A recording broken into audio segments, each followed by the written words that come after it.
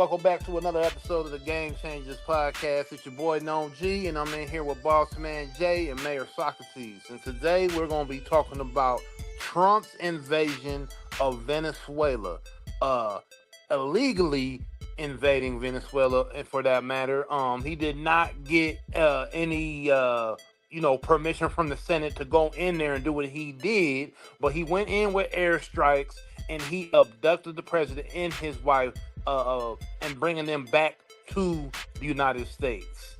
What's going on, fellas? What y'all opinions on this? And did Trump go in there for any reason outside of oil? Because I'm pretty sure he only went in there to obtain the oil from this country. There's rumors that it was more so about drugs and this, that, and the other, but we know that Trump has just pardoned a huge drug dealer out of, I believe, Honduras. So that's not necessarily why he went in there. He went in for the oil. Let's just be real. And that's our fucking problem. We're a bunch of bullies. Feel like we can just go to these different countries and take wherever the fuck we want. Hey. He did put a post on his Truth Social. He said the United States of America has successfully carried out a large-scale strike against Venezuela and its leader, President Nicolas Maduro, who has been, along with his wife, captured and flown out of the country. This operation was done in conjunction with the U.S. law enforcement. Details follow. There will be news conference today at 11 a.m. at Mar-a-Lago. Thank you for your attention to this matter, President Donald J. motherfucking Trump. So, yeah, man, he's pulling boss moves. A lot of people feel he's doing this again to get a lot of the heat off of him by, we know a lot of the things that's been going on in the news with the Epstein files and all this. That's exactly what it is. Trump is going to do what he's going to do. He's going to bully. He's not trying to play by the rules. We all know he wants to run for another term. And, just like right here, this is the ongoing shock of Trump's cocaine kingpin pardon. Donald Trump pardoned Juan Orlando Hernandez, the former president of Honduras, and toppled the capstone of one of the most ambitious narcotics investigations in history of the Department of Justice. So we know it can't be drugs on why he went into Venezuela. I mean, he just pardoned one of the biggest dope dealers out of Honduras. So what are we talking about? So you definitely didn't go there for the drugs. No. We know that's a lie. And it's also in direct competition with China, because China is one of the biggest importers of Venezuelan oil. So this is also to, ruffle the feathers of China as well. Geopolitics for sure. It's a big chess game, and Venezuela is a pawn in that chess game that just so happens to have a lot of oil attached to its name, and China and Russia being its biggest backers. Being in the Western Hemisphere, Trump wants to, basically play domination. And like you said, you could call it bullying. They want to control the resources. So Trump did put out tweets and whatnot about him going into Venezuela. And this is what he said. The United States of America has successfully carried out a large-scale strike against Venezuela and its leader, President Nicolas Maduro, who has been, along with his wife, captured and flown out of the country. This operation was done in conjunction with U.S. law enforcement. Details to follow. There will be a news conference today at 11 a.m. at Mar-a-Lago. Thank you for your attention to this matter, President Donald J. Trump. And he's running everything out of Mar-a-Lago, not even really the White House at this point. The boy just doing what he wants. Like, I was just about to say, man, like, this is the only goddamn president that don't live in the White House. Like, I don't get how he gets away with so much shit, bro. With everything that's been tied to his name, all the bullshit that he keeps going on, all the bullshit that he's in. Why is he still sitting? Why is he still a president? Why hasn't this man been impeached again? Well, to be honest, a lot of his supporters are going to frame this as a victory. This is looked at as the war on drugs that these other presidents didn't have, the cojones to carry out. So on one side, you're gonna see people saying, "Oh, this was a great move. This was a great thing," and you could say that if you believe that drugs were the big problem coming from Venezuela. But obviously, the internet has kind of speculated that it's probably due to the natural resources. So it just depends on what side you stand on and how you looking at it. Bullying is bullying, bro. And this right here was just this was just a tactic to go in there and take what the fuck you want without having to pay for it. Hey, yo, and it's crazy even speaking on this subject because I literally went to Iraq under George W. Bush. And what do you think that was? A money grab. So under the guise of the war on terrorism, you know what I'm saying?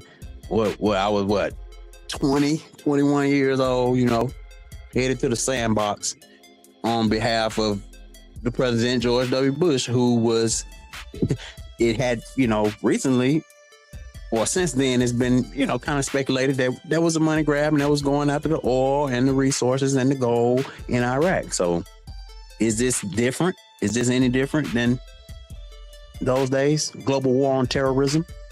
Well, I guess not.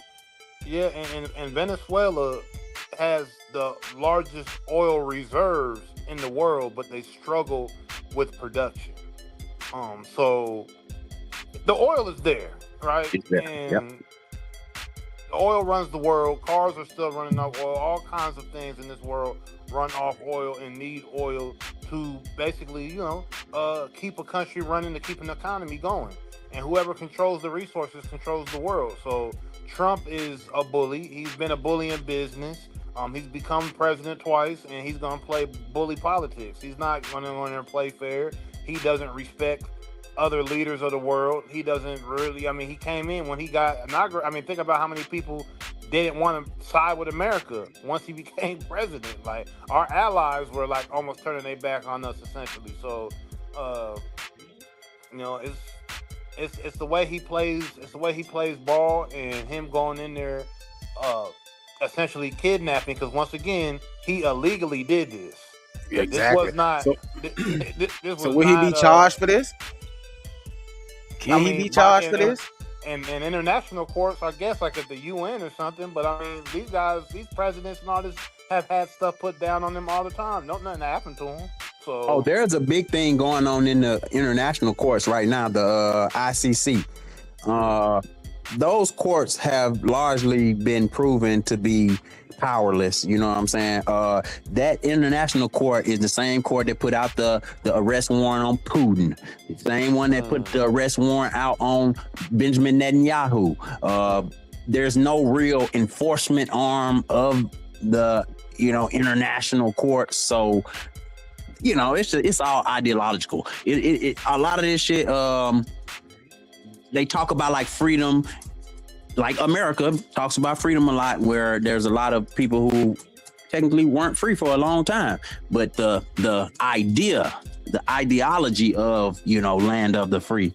How can you call yourself the land of the free with such a robust history in slavery? But, that's another topic. So it's just all in how you look at it. You know what I mean? Because one other thing I wanted to say, would it be worse if America wasn't policing the rest of the world? Because some would say that, America saved 6 million Jews.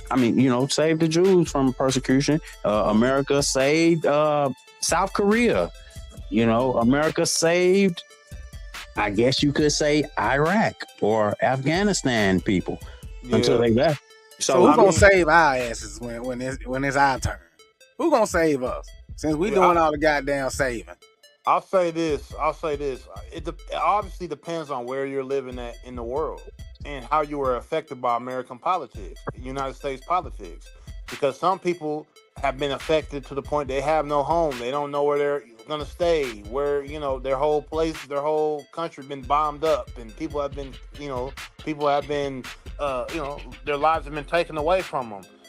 From American politics. But some places where American politics benefited their country, they're going to probably love America or feel that America's done so much for their country. Yeah, so just being American, we have to recognize our privilege because our privilege comes from, you know what I'm saying, the subjugation of other people. You know what I'm saying? There has to be a third world country in order for there to be a first world country. Because how did France become a first world country? Fucking taking advantage and stealing resources from the third world.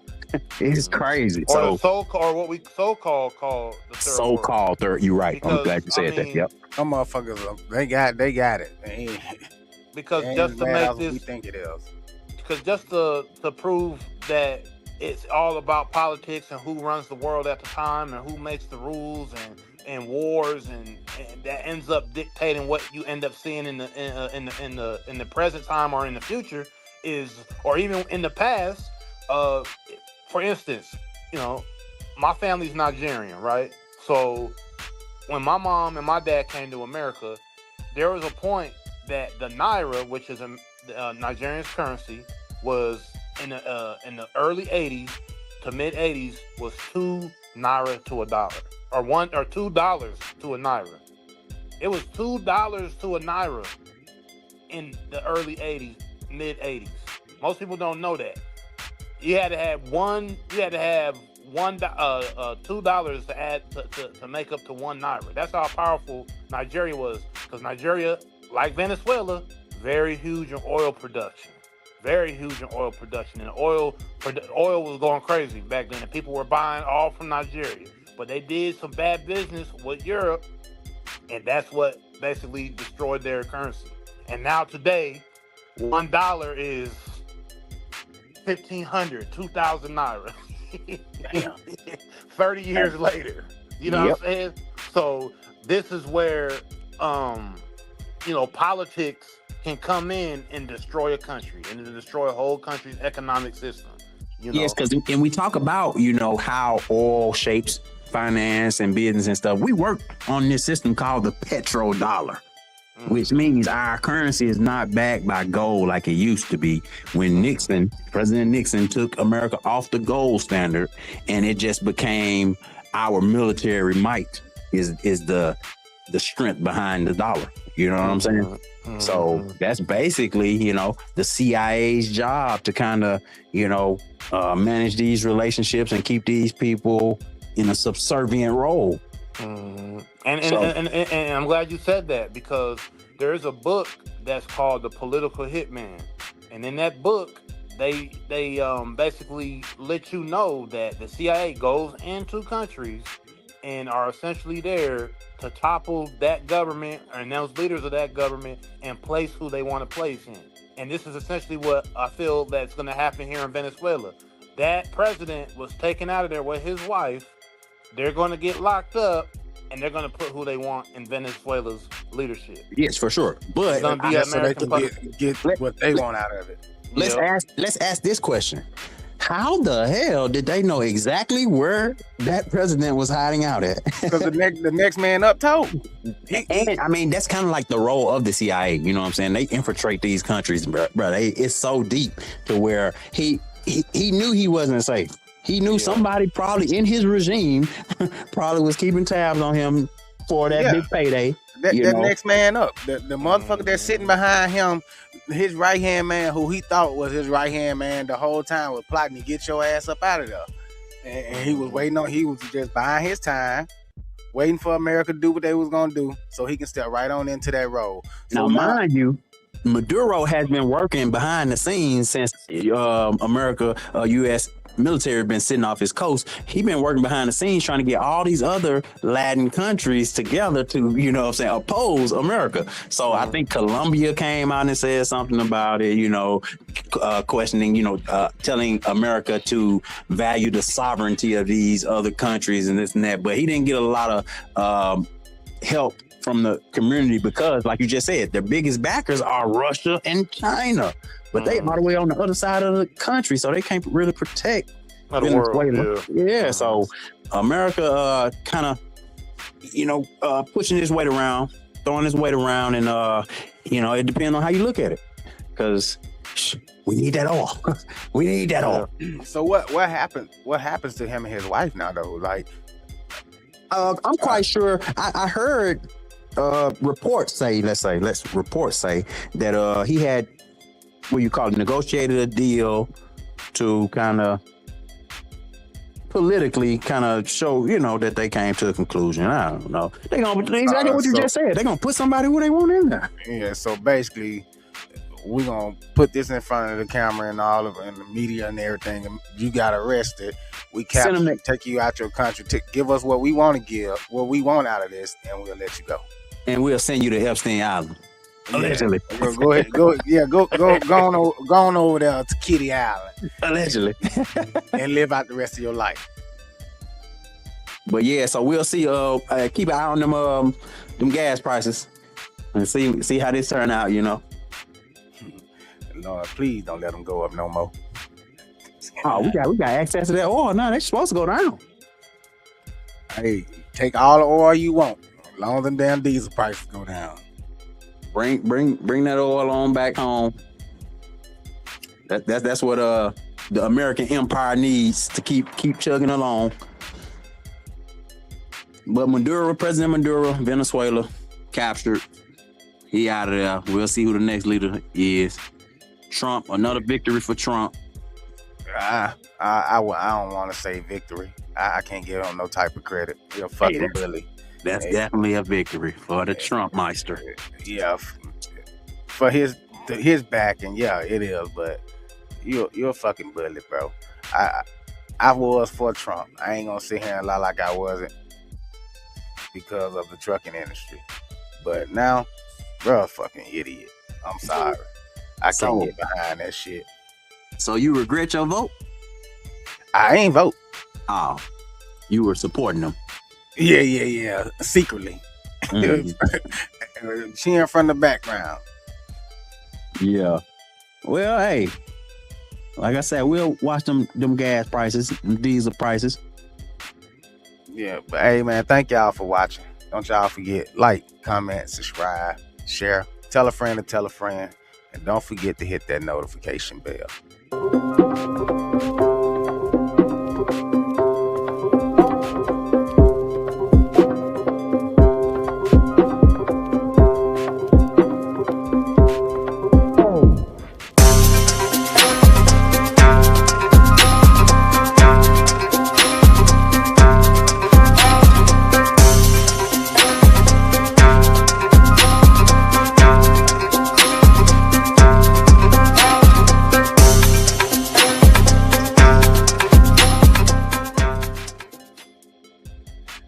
Damn, man, I gotta